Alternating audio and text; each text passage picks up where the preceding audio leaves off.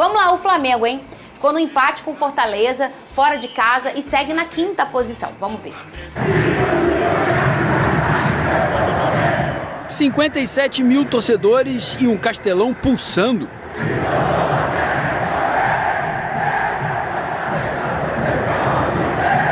Nada mais justo para um encontro de dois times que brigam pelo título do Brasileirão. Fortaleza veio para essa partida com 64 pontos e o Flamengo com 62. Posse de bola e pressão do Flamengo no início.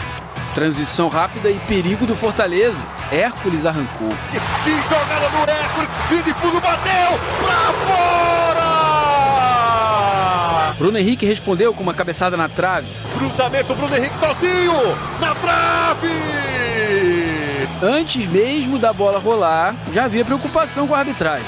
Quando Moisés caiu na área, a preocupação virou protesto. Daronco não deu nada.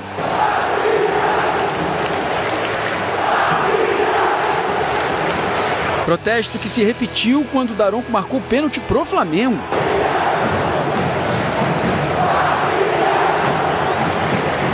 Aí foi lá no VAR, olhar o lance e voltou atrás. Pênalti cancelado. Com 1 minuto do segundo tempo, faltou 1 centímetro pro Lucero alcançar a bola. Então que tal um jogador a mais? Eric Pulgar foi expulso, mas mesmo assim o Fortaleza não conseguiu chegar ao gol. Inclusive, já no último lance do jogo, foi o Flamengo que quase fez. Fim de papo, 0-0 no Castelão. Agora faltam 3 jogos para terminar o Brasileirão. Com esse empate de ontem, o Fortaleza caiu de 3º para 4º colocado.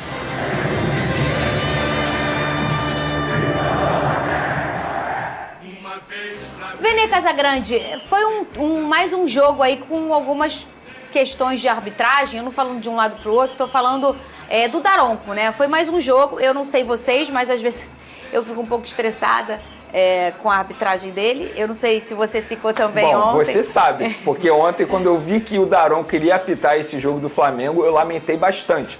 E eu lamentei porque eu não tenho algo pessoal com o Daronco, nada disso. Mas se a gente for parar e analisar 2024, todos os jogos que o Daronco apitou, tem polêmica. E ontem a gente pôde ver um Felipe Luiz que nem é de fazer isso, mas o Felipe Luiz, quando ele foi questionado sobre a arbitragem, ele criticou e muito o Daronco, falando que o Daronco marcou muita ameaça de falta. De fato é isso, porque ele picota muito o jogo, e eu acho que ele picota porque ele não tem físico, ele não consegue acompanhar. Não estou falando que ele está acima do peso, nada disso, mas ele não consegue acompanhar as jogadas, e é por isso que ele picota. E antes de falar do jogo, eu preciso falar da falta de educação desse árbitro chamado Daronco, porque antes da bola rolar, ele foi xingado por um torcedor que estava lá na Arena Castelão. Normal, o torcedor faz isso. Xingado não, o torcedor perguntou na base da ironia, e aí, vai roubar hoje? Ele foi e xingou o torcedor. Gente, a gente fala tanto de educação, não dá para um árbitro fazer isso. E isso foi gravado, tá rodando aí nas redes sociais.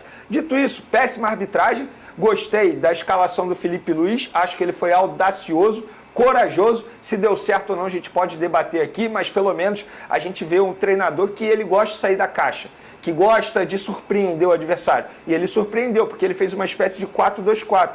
Ninguém imaginava isso. E eu gostei da escalação, tudo bem que durante o jogo acho que poderia ter dado mais certo. A gente vê a movimentação de um Michael, por exemplo. O próprio Gabigol, que foi substituído no intervalo, não fez um bom primeiro tempo.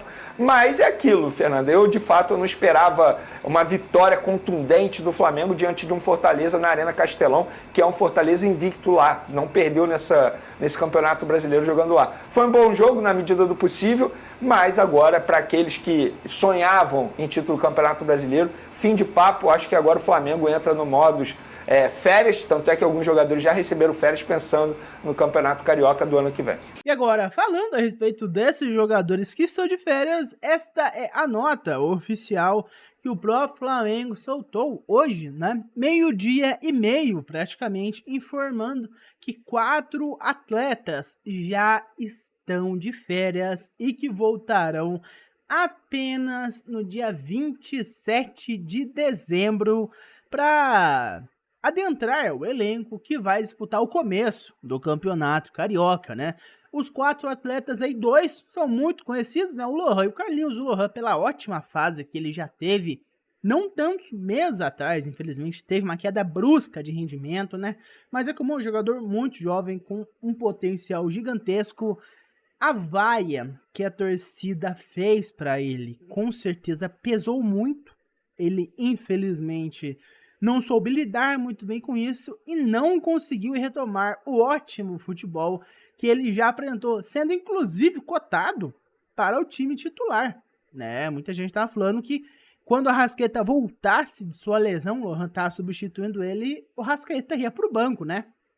Mas infelizmente o Lohan não conseguiu fazer isso se tornar realidade.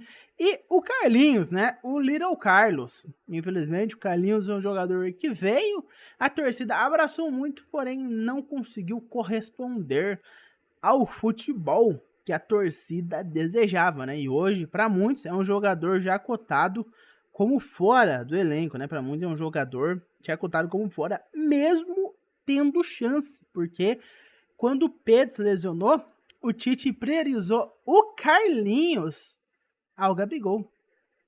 Tinham Pedro, Gabigol e Carlinhos centroavante.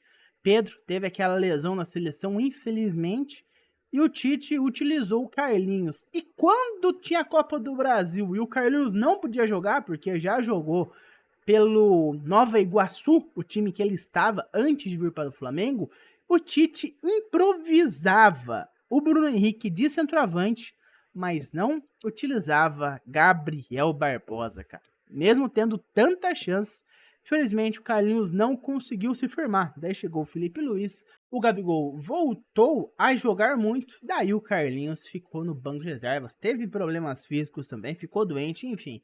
Foi uma tragédia na vida do Carlinhos, né? E esses dois jogadores, alguns podem conhecer, outros não. Diogo Alves e Cleiton. Diogo Alves é atualmente o terceiro goleiro do Flamengo. É um goleiro da base, né? Nós temos o Agustin Rossi, o goleiro argentino titular. Temos o Matheus Cunha como reserva e o Diogo Alves como terceiro goleiro. Matheus Cunha também é um goleiro da base, só que ele já está há mais tempo no time profissional. Foi titular com o Jorge Sampaoli, entregou a Copa do Brasil do ano passado para o São Paulo numa falha tremenda do Matheus Cunha, que originou o gol da vitória de São Paulo, de até então Dorival Júnior, mas ele é o goleiro reserva e o Diogo Alves é o terceiro goleiro. E Cleiton é um zagueiro da base também, então nós temos aí dois jogadores da base que já entraram de férias, que integravam, né? O elenco titular do Flamengo, já entraram de férias. Pode botar o Lohan na conta aí também, mas o Lohan já tem uma moral extra, né? Que os dois ainda não possuem. O Cleiton é atualmente o quinto zagueiro do Flamengo. Nós temos a dupla Léo e Léo, o Léo Ortiz e o Léo Pereira, que são a zaga titular do Flamengo. Temos Fabrício Bruno e Davi Luiz como reserva, da zaga reserva. E nós temos o Cleiton, que tá ali, caso tenha algum problema com o Davi Luiz ou com o Fabrício Bruno. Então esses quatro estão de férias já estão de férias desde ontem, né? Saíram ali, não entraram em campo, nenhum dos quatro, e já estão de férias. Então Diogo Alves, goleiro, Cleiton, zagueiro, Lohan, meio campista e Carlinhos, centroavante, já estão de férias.